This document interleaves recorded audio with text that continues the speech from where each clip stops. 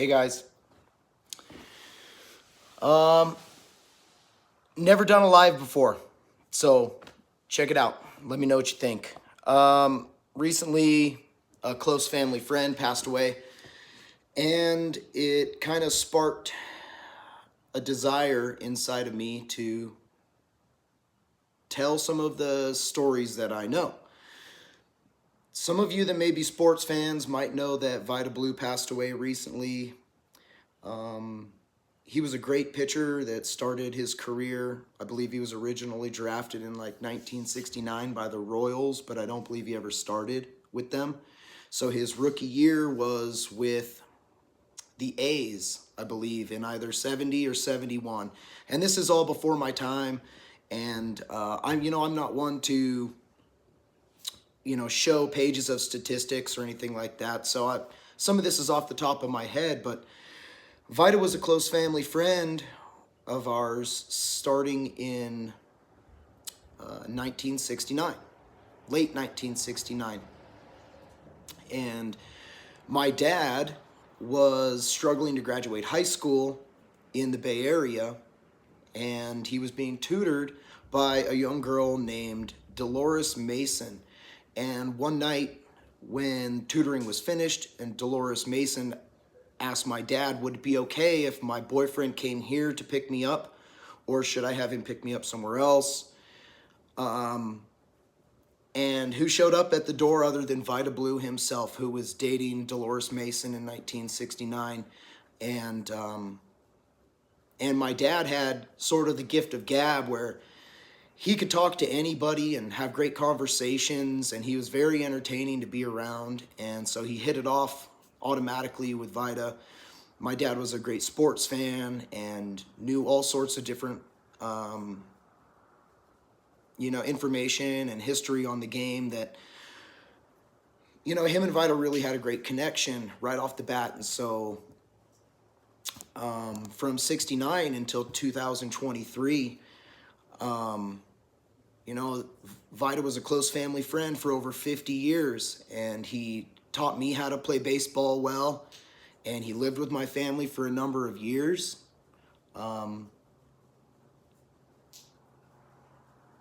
When I was maybe 4 and 5 and possibly 6 years old, this would have been 91, 92, 93, Vida was living with our family in Chamberlains on the west shore of Lake Tahoe, and he was really involved with the local softball games, the beer league softball games that all the bars sponsor and the local districts. So a lot of the local people have great stories of Vida as well.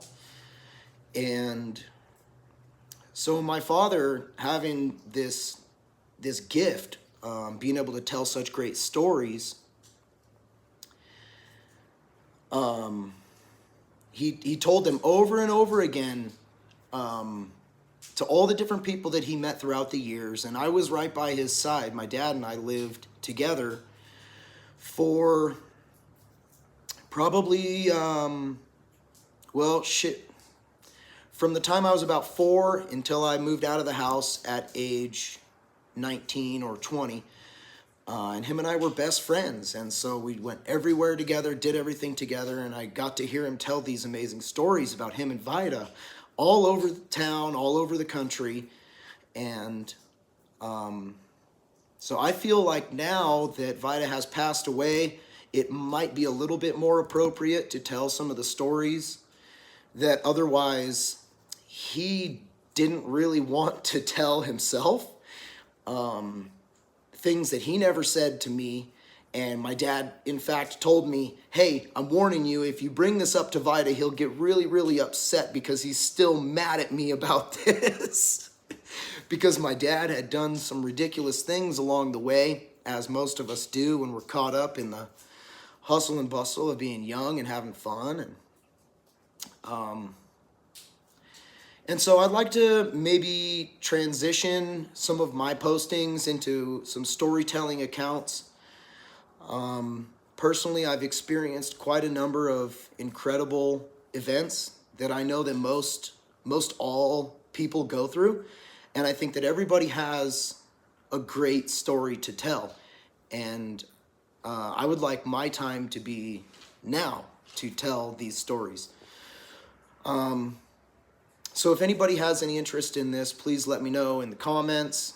It definitely would just be me talking to the camera. There's not a lot of editing that I'm going to do to splice in footage of maybe Vida or maybe some other things that I include in my stories. But I really hope that you guys can enjoy this short series.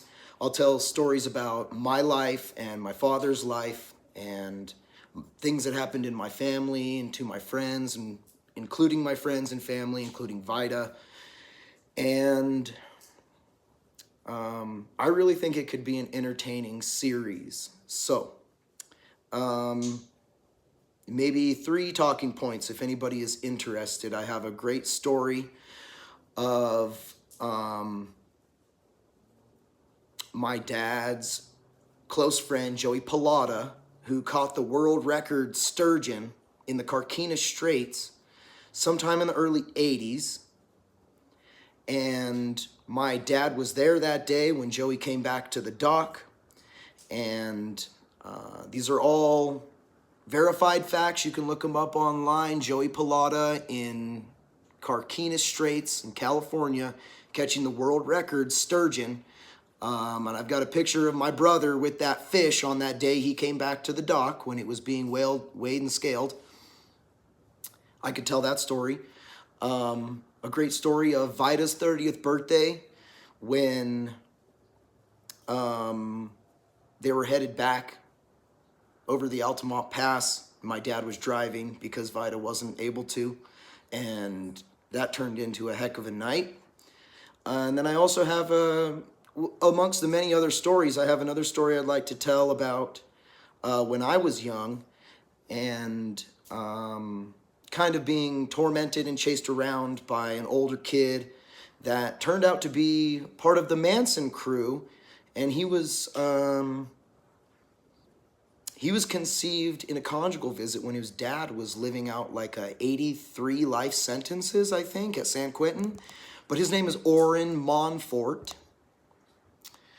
And you could feel free to look that up too. If you guys have any interest in these 3 stories that I've laid out, my story with Orrin Monfort, the Manson family kid, my dad's story of his best buddy Joey Pilata bringing in the world record sturgeon, or if you'd like to hear something about Vida's 30th birthday when he wasn't able to drive and my dad was driving his brand new V12 Maserati over the Altamont Pass back in towards Oakland. So I really hope you guys enjoy this short little upload, and if there's any interest in these anecdotal stories, I'd love to share them with you in the future. So please feel free to reach out in the comments. Don't forget to like the video, subscribe if you haven't already, and share it out if you have a chance. So thanks a lot, guys, and we'll see you next time.